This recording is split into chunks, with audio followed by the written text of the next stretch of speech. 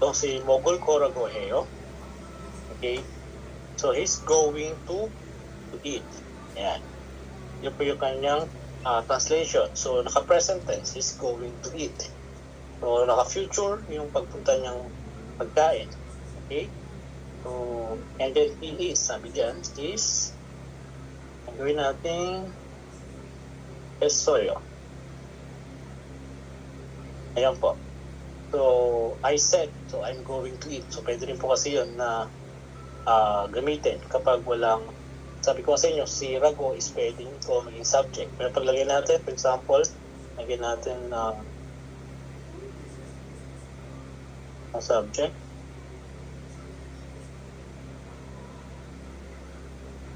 But Anna said she was going to eat. Okay? So, palitan natin ito, si Hesoyo.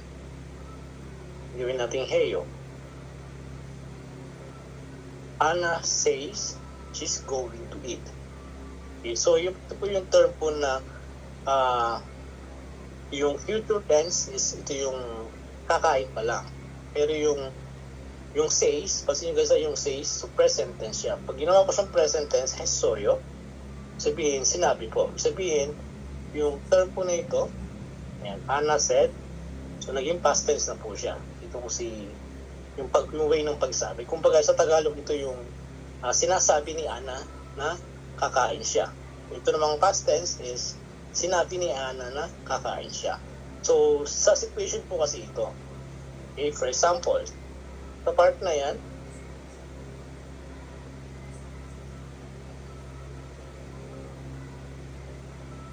sa part na ito guys, for example, nag-uusap.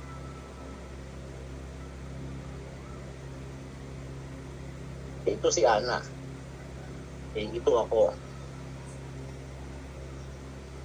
Mas maintindihan nyo guys. Ito ako. And ito naman yung isa. Ikaw. Okay, so pag sinabi kong Ana ga Mogul Koragoheo, sabihin, sinasabi ni Ana, so sinasabi ko dito kay ikaw, na sinasabi ni Ana na kakain siya mamaya. Ibig sabihin, itong si Ana, possible na maaaring katawagan niya sa phone. Okay? Tapos pinaparating po niya dito. Or maaaring si Ana is pinapaulit lang yung sinabi yung pinapaulit lang dito kay ikaw yung sinabi ni Ana. Parang ganun po yung dating po nun. And kapag naman past tense, wala na po si Ana dito. Kumbaga, ang meron na lang is si ako saka si ikaw ang nag-uusap. Kaya naging past tense. Kumbaga, sinasabi dito, gawin natin A na lang to. At malito, A saka si B. Okay, so pinaparating na lang ni A kay B yung sinabi ni Ana. Yun po yung paggamit ng esoyo. Okay, yung tago esoyo. Kapag wala si Ana. Kapag meron naman si Ana, okay, sa harap natin, okay, so sinasabi lang po dyan na pinaparating o sinasabi ni Ana na kakain siya. Yun po yung term po nun. Okay? So sa company kasi guys, madalas kong marinig po kasi yung tago esoyo. Example, sabi ni Panjang Nim, wala daw pasok bukas. Okay, so Panjang Nimi, so Neil, Chulgun, anong tago hesoyo. Okay, so hindi daw wala daw pasok, sinabi na wala daw pasok bukas. Kaya hesoyo po yung madalas kong narinig po. And heyo, so maaring ako, ito si B. Okay, tapos si Panjang Nim, possible po hindi namin kaharap. Isa po nasa malayo siya. Okay, nasa malayo siya. Ito si Panjang Nim, for example. Si Panjang Nim, so C. Okay, so andyan siya. So yung part po na yan na parang kakasabi pa lang. Okay, hindi pa tumatagal. Okay, kaya ang term is heyo. Okay, yung dating na tago heyo. So mahal tago heyo. I guess so guys, yung difference niya ng past tense saka ng present tense ng paggamit ng tago heyo in soyo. So dito kasi sa books kasi guys, no? Okay. So, hindi natin malaman yung situation kung itong si Amina is kaharap natin or kaalis na. So sa part na ito, ang binigay na example is kasi sabi dito, change the sentence as shown in the example. Okay, yun yung pinaka-instruction. So nakabase sa example, hindi sa situation. Okay, so kaya nga sabi ko sa inyo, medyo nakakalito dito kasi ang sabi sa instruction is sundin natin yung tense na meron sa example. Pero sa sentence, okay, dito is may future ng tense ng action. Kaya medyo confusing yung pagsagot dito sa book. Okay? Ayos na guys? Yung part na dyan. Sir, so pag ganyan sir, yung tense sa verb sir, mag-base kami kung may time. Yes po, Tapos kung may time.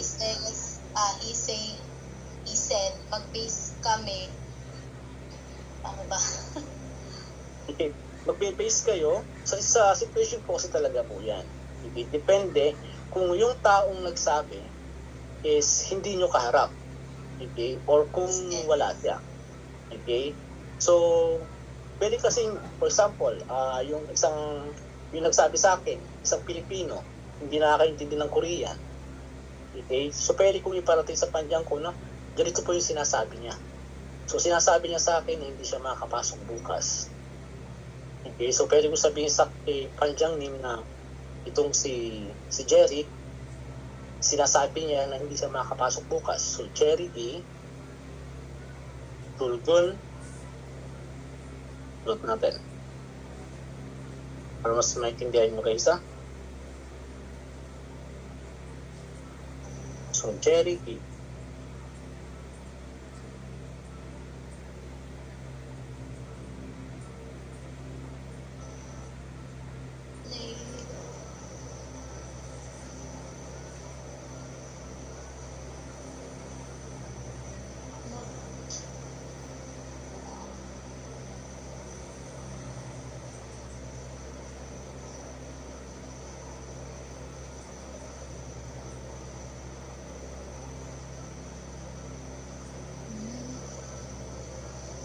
Ano yun?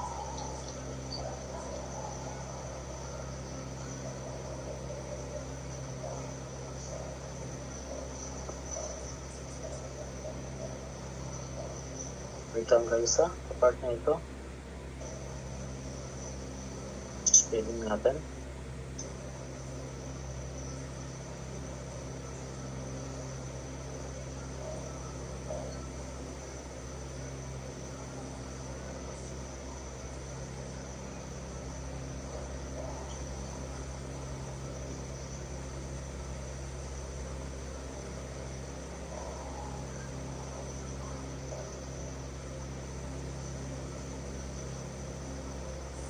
Yan po. Okay? So, Jerry D. Neil Chulgun Anal Korago Heyo. Chulgun Anal Korago Heyo. Ibig sabihin nito, sinasabi ni Jerry na hindi daw siya makakapasok bukas. Neil Chulgun Anal Korago Heyo. Kapag naman, ang past tense na gamitin ko, okay, so, for example, si Jerry is hindi namin kasama. Kumbaga, kaming dalawa lang ni Panjang ang nag-uusap. Kaya pwede kong sabihin na sinabi sa akin ni Jerry na hindi siya makakapasok bukas. So, pwede kong sa Korean sabihin ko yun na Jerry di 내일 출근 안 할 거라고 했어요. Yun po, depende po sa situation po kasi. Kaya mahirap siyang i-explain kapag sa textbook lang nagbase guys. Yun talaga isang sa mahirap. And para sa akin din mahirap siya explain.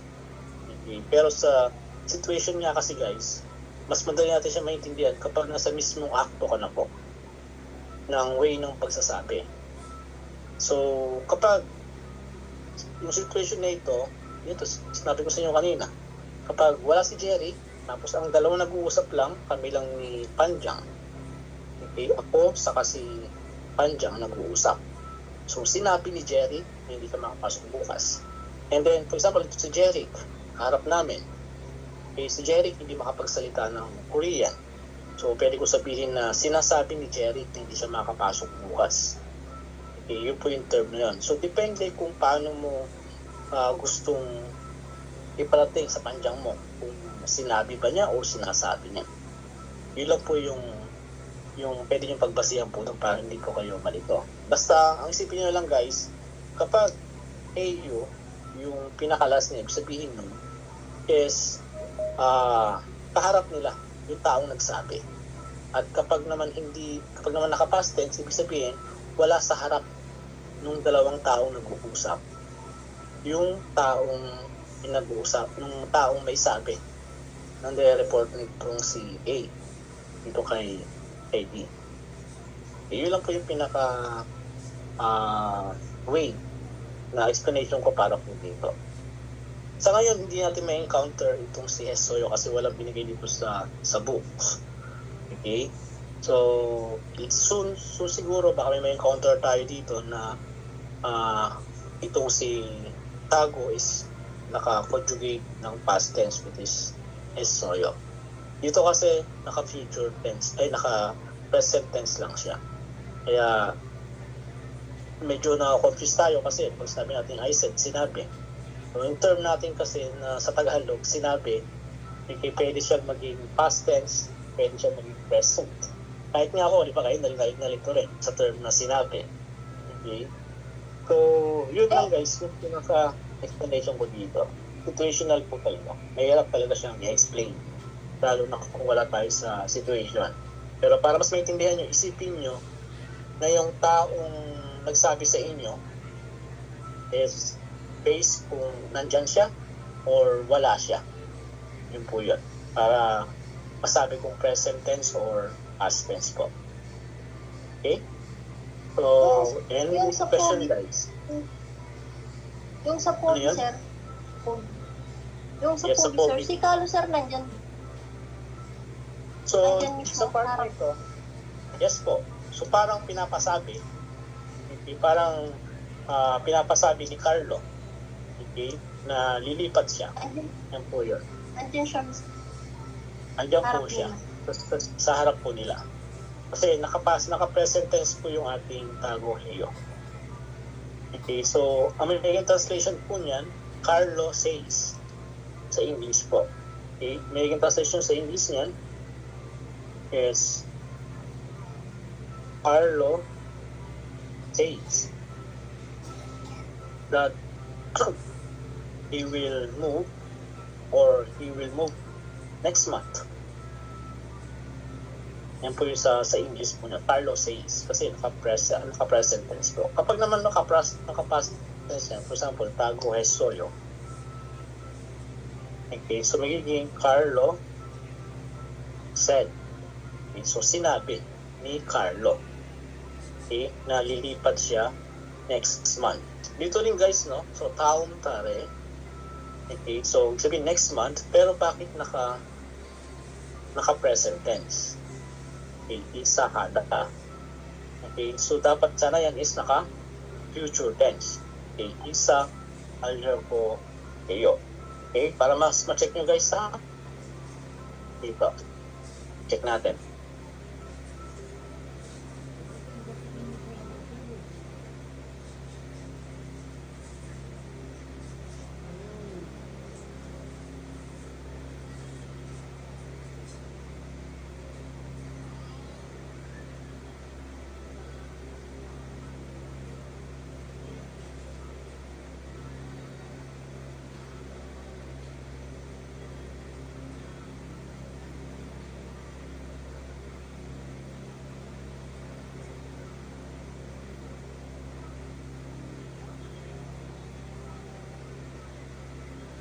Okay, Carlo. Okay, Mr. Carlo is moving next month. Yan po yun. So, yung tense niya is naka-future moving. Pero pag gawin natin dito, isa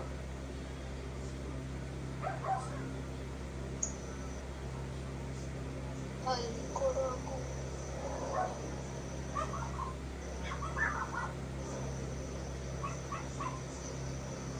Di ba same lang? Isa halkorago heyo. Okay? So, about sa future din, no, pwede natin siya gamitin as a present tense din. Pero para sa akin, dito sa actual na conversation is, yung future niya kasi is halkorago heyo.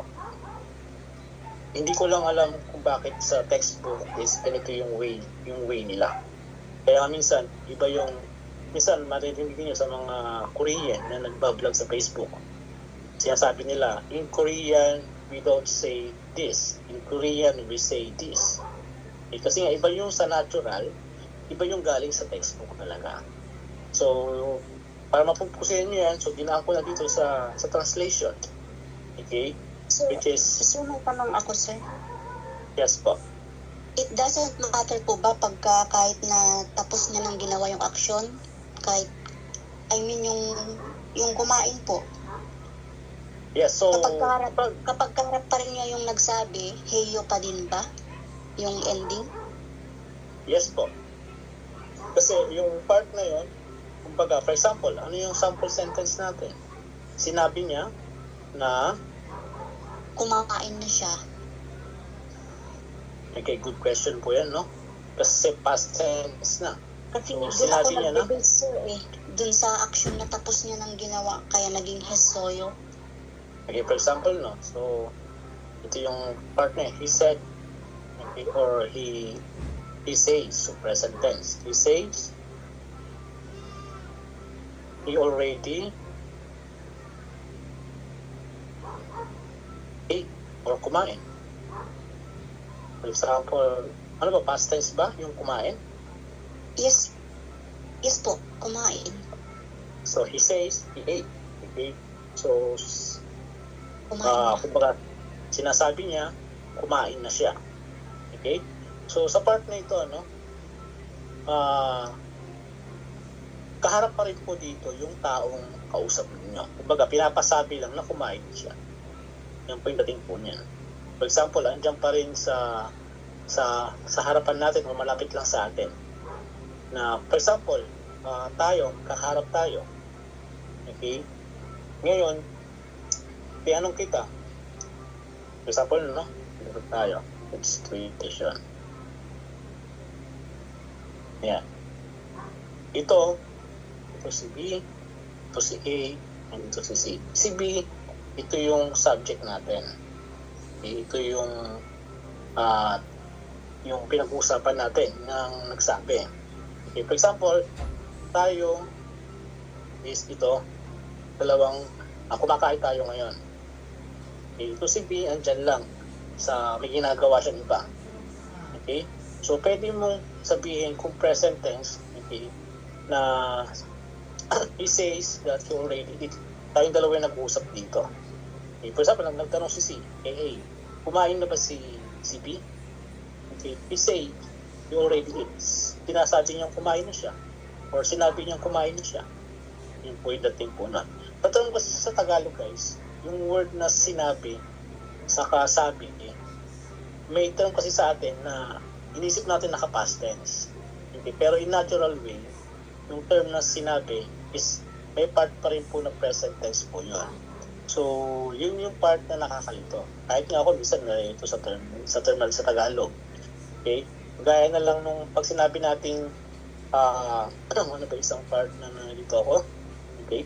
For example na lang,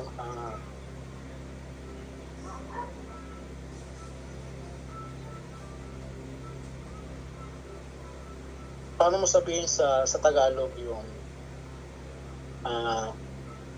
future na magbabike ako mamaya. Diba? Pwede sa pagsakay, sumakay, or sasakay ako ng bike. Ito yung kay Juan yung kay Iyakiyo.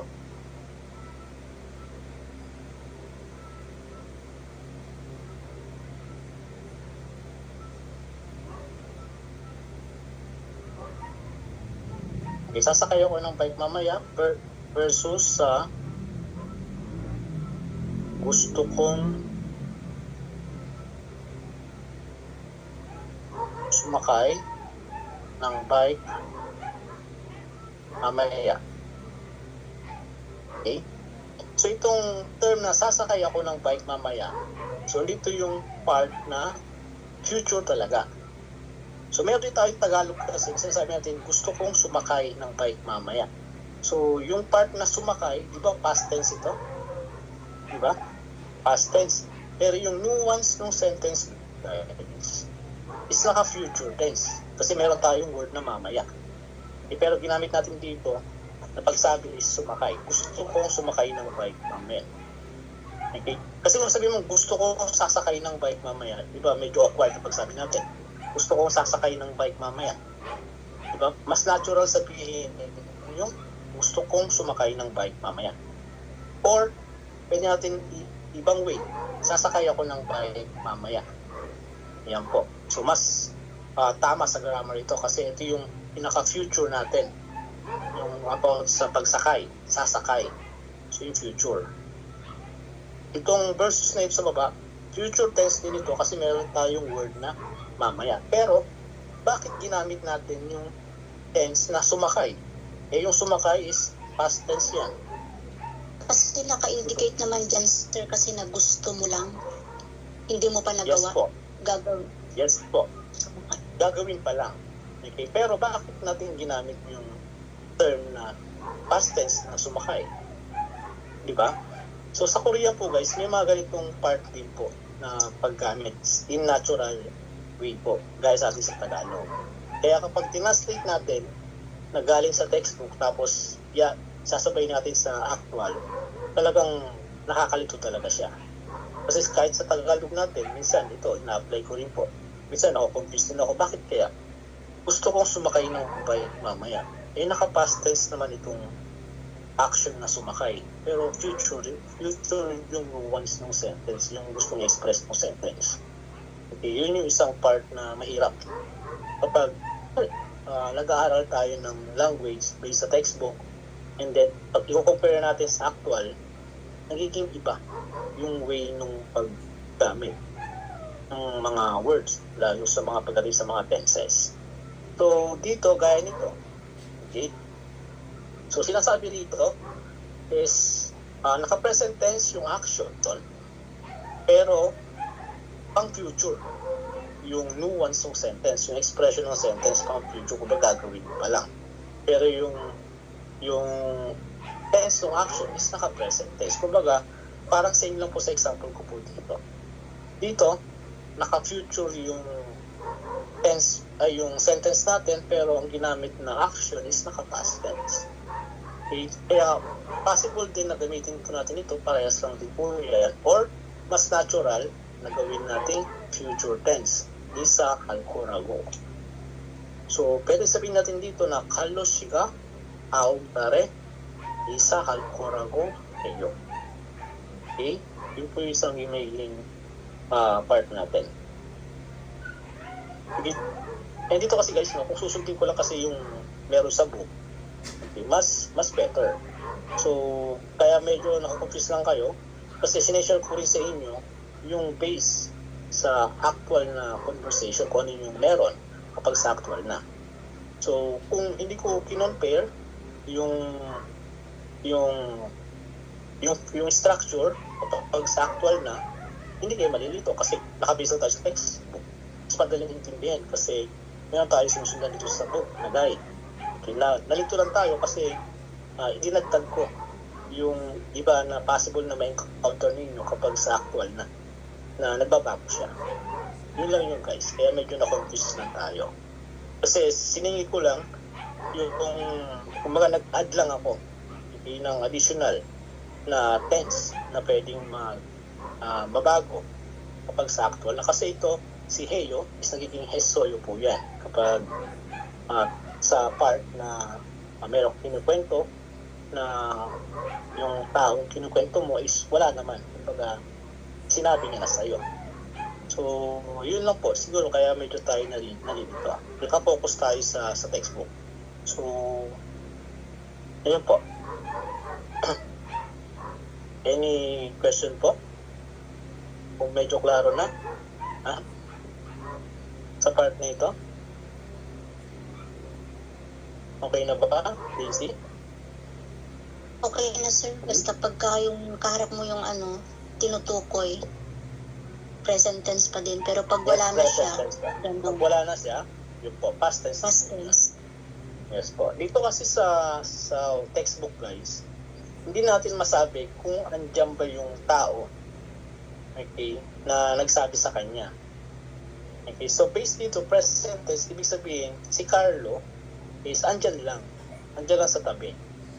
Kasi present tense yung ginamit niya, iyo. Okay? And kung yung merong part na word na ginamitan ng time, o naka-past tense or naka-future, gaya nito, meron tayong future tauntal. So, gagawin natin future tense. Okay? Yung paggamit. Yung inad ko po sa inyo. Okay?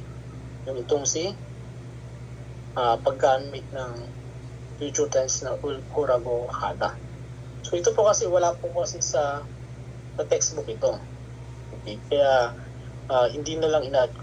Although, pwede yan po kasing gamitin nito na isahan tagoheyo, which is, kahit hindi na i-conjugate yung action into future, is makakatulong ng future tense ng sentence dahil sa paggamit ng time na tauntal. So, automatic, mako-convert na yung action into future dahil po sa time natin. Okay? So, for example na lang, pag sinabi natin sa Korean, 내일 학교에 가요. Okay. So, dito, pwede natin i-translate na I will go to school. Tomorrow. I will go to school tomorrow. Pero, naka-present tense yung action. Nag-guess nyo guys yung point ko po dito? Yes Okay. po. So, same lang din po dito. Which is, kapag kinuha natin yung pinaka-natural way niya, so, pinaka-natural way po yung kapag sa conversation na, that is, hakyo halkoyeyo. Okay, ito po yan. Okay, para mas makita ninyo yung difference niya. Kapag meron tayong time na ginamit, mail,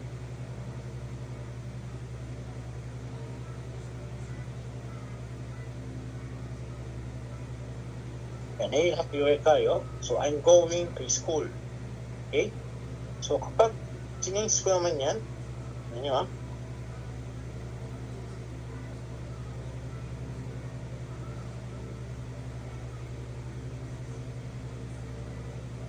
same pa rin. I will go to school tomorrow. Diba? Okay?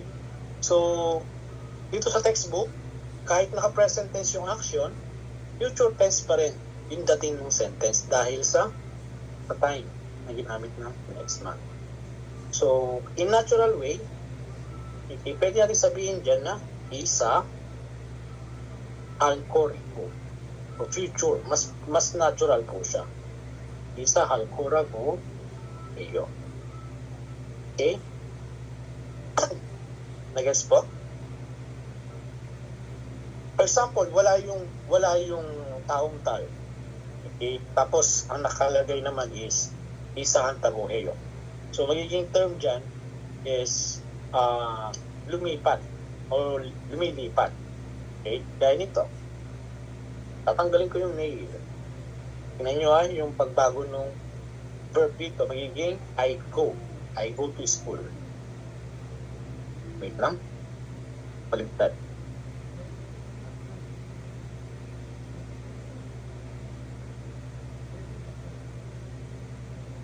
Yeah.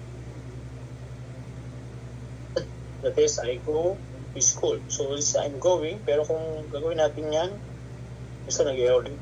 Hindi talaga tama yung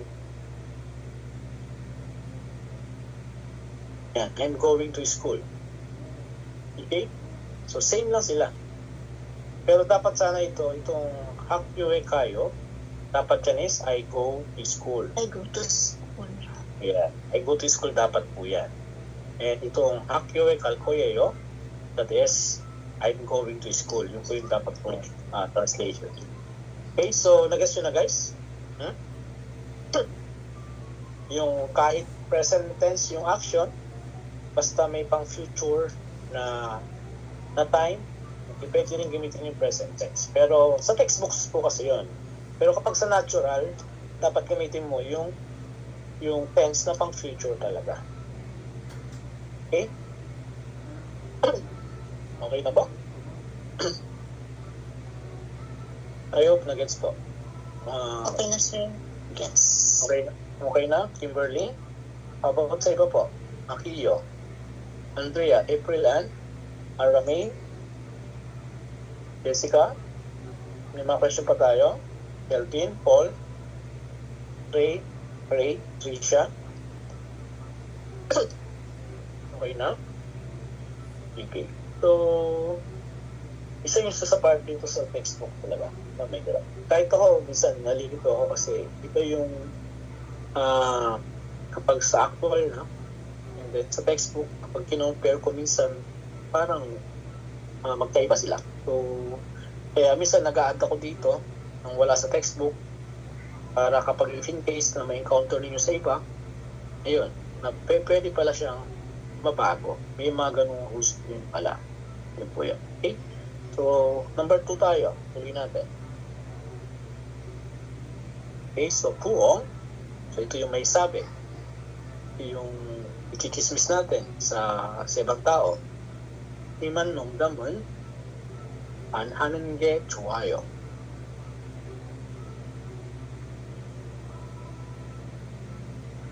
Isisayin natin ha. So, sabi ni Puo, okay, meron tayong topic marker. That is Shinan Nongdam. So, Shinhan, nanggaling kay Shimhada. Shimhada means, ito yung malala. Severe. Sobra. Severe. Okay, Nongdam is joke. Okay, Joke. or biro. Okay? So, Shiman Nongdamun, so yung malalang pag-joke o yung severe joke, anhanan ge tuwayo. Ano kaya si ge dito? Ano kaya si ge dyan?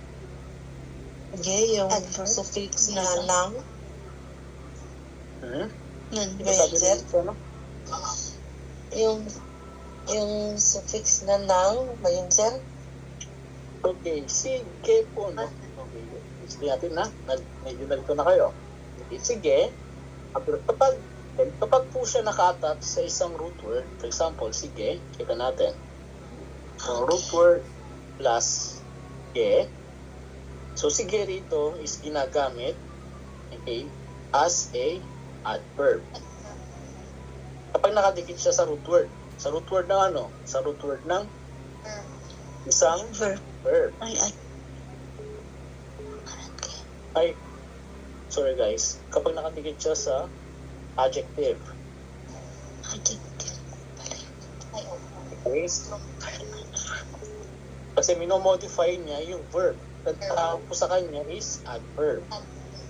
Pero dito guys, sa sentence, meron bang root word na dinikitan sige?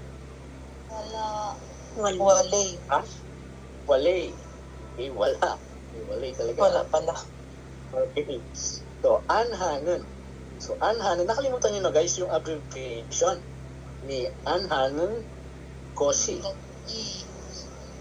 Okay? Anhanen koshi. So, si anhanen koshi is simplified form lang po yun ni anhanen ke. Ayan naman po.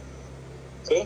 Kapag naman, ang naka-attach is topic, a kosun, for example is anhanen kosun. So, ang simplified form lang po niyan is anhanen kon. Okay? So ito po, kapag koshi, subject marker, yeah. Kapag topic marker, on. So, anhanin gon, mga bagay na hindi dapat o hindi gawin.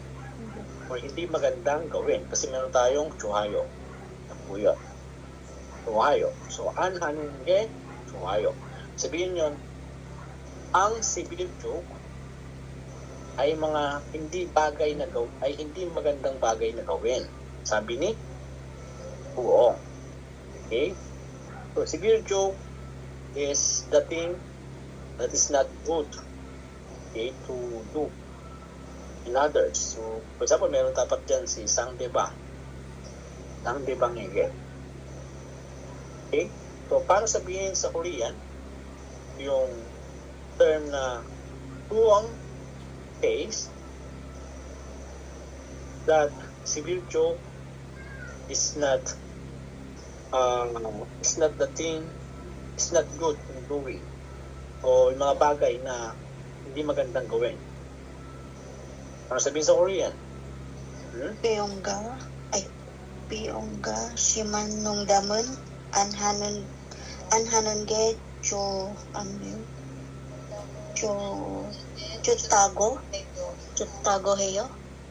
Okay, very good po. Okay? So, chutago eyo. Chutago, kasi chuta is adjective. Okay? So, 심한 농담. 심한 농담은 Anhanon ge chutago heyo. 안 하는데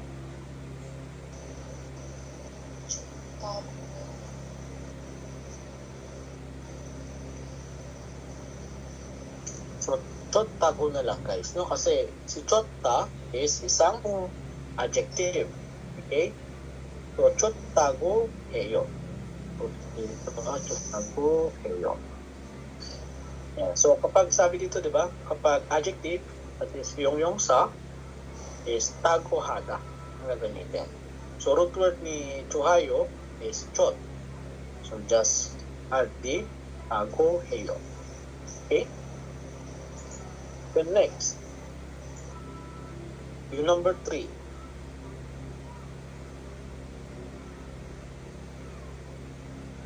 Number 3, that is si Jinsu.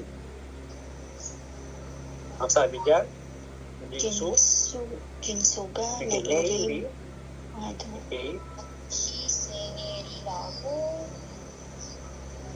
okay, Madushi Sengiriyo. So, sabi ni Jinsu, he said, tomorrow is Mr. Madu birthday.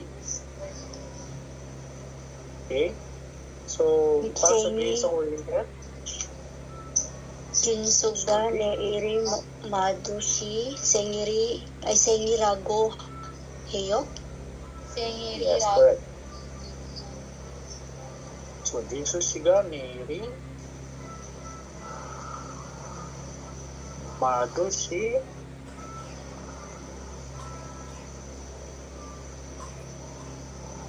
so, sengil. So, gamitan natin ng irago. Irago heyo. Yan po. Okay?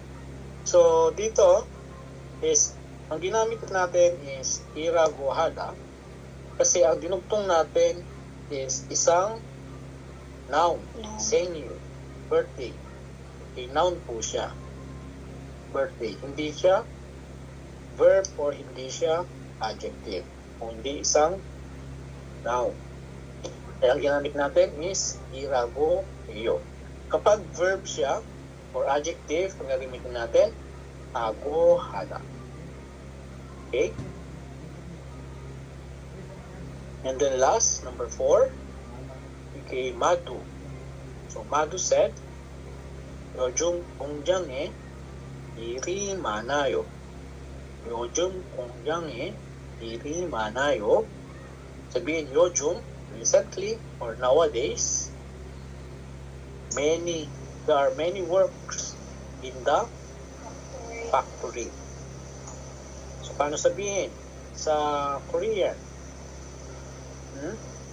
Madoshi, ay maduga, yun.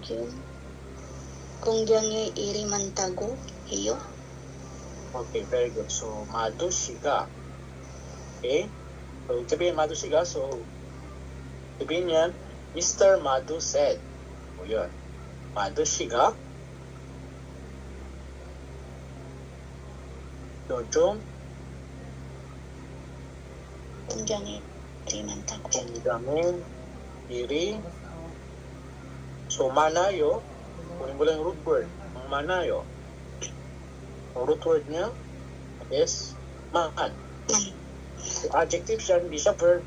Adjective siya, many.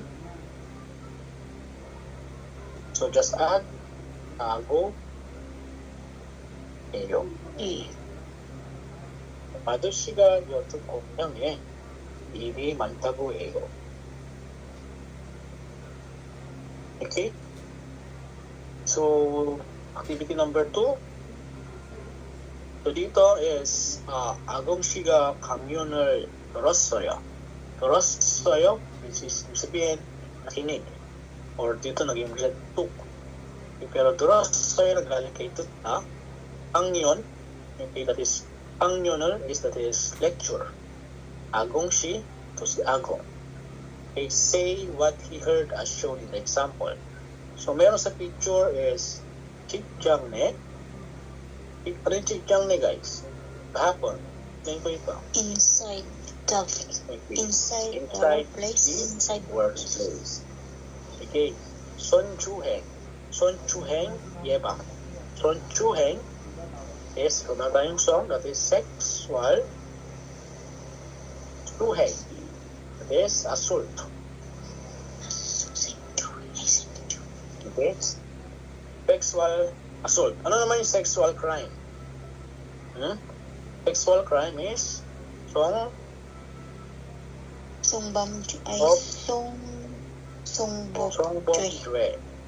Okay, songbomjue. That is, ito naman yung sex crime. Okay, so sabi ito, yebang, says prevention.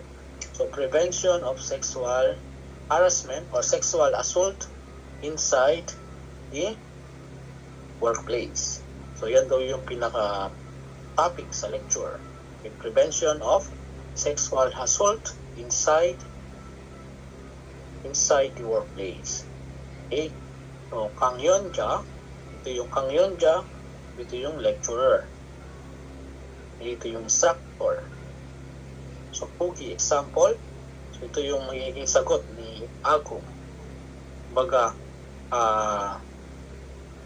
sabihin kasi ito, say what he heard as shown in the example. So, sasabihin lang ni Agong kung ano yung narinig niya. So, sabihin, kaya po naging present tense po. Kasi sasabihin lang niya sa atin kung ano yung narinig niya sa lecture. Okay? Kaya present tense po yung ginamit. Kumbaga, inuulit lang niya yung sinasabi ng lecturer sa atin. So, dito, bigay na ng situation yung textbook. Okay, para maging present tense. Yung way nung pagsabi sa atin ni Agong. Okay? So, sabi ng lecturer, okay, 직장 내 송희롱, 성추행 발생을 조심해야 합니다. Okay, so, ibig sabihin nito is 조심해야 합니다. To be careful or must careful. Okay, if there is 성추행, sexual assault or sexual harassment inside the workplace. Okay? So, 조심해야 합니다. That is, must care or be careful, must be careful if there is sexual sexual assault and sexual harassment inside the workplace. So, sabi ni Agong, para ulitin niya yan, ito po. So, 직장 내 송이로 송추의 방송을 조심해야 한다고 해요. So, yun daw po. So, yun yung narinig ni Agong. So, example po yun. So, number 1, so, tayo naman ang magiging reporter. Okay? Sasabihin natin, ito number 1, ito yung sinabi ng lecturer. Kumbaga, iuulit ko lang sa inyo. Okay? For example, ako si Agong, for example. Number 1, so, 우리 모두가, so, sabihin ko naman yan, okay, pwede ko sabihin dyan na, okay, 강연차 or 강연차가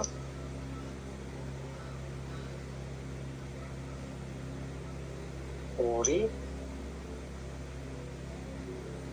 모두가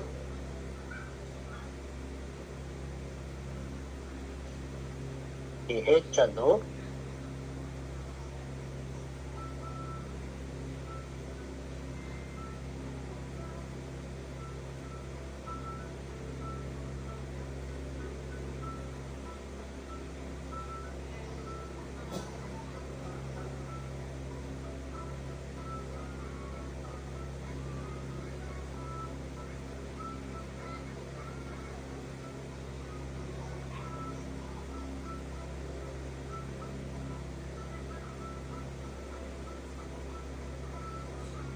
okay. So dito, so ang 연자가 우리 모두가 비해자도 가해자도 will 수 있다고 해요. Okay, so ito kasi is will 수 있습니다.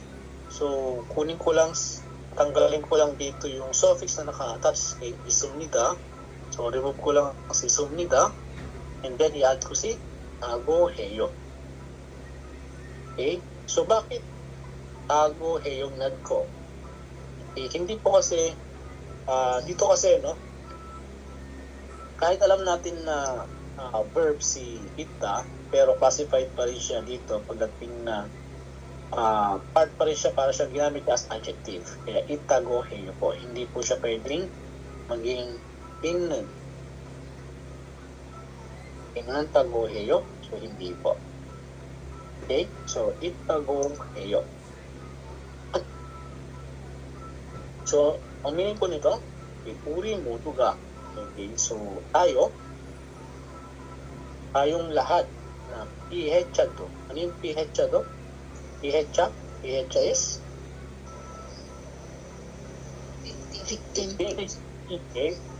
So, tayong lahat na victims, okay, we as all victims, okay, 가해자도, so also, okay, 가해자 is yung perpetrator. Ano ibang term nito? Perpetrator. Perpetrator. Anong term nito? Yung may sala. Nasasaktan. Okay, nasasaktan. Okay, Sir, 가해자도, May sala.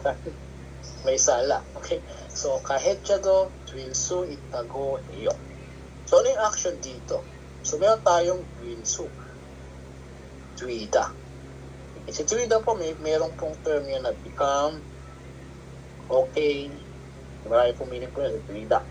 Okay? So, ang meaning lang po nito, ano, lahat tayong mga victims ay pwede rin, okay, maging isang perpetrator.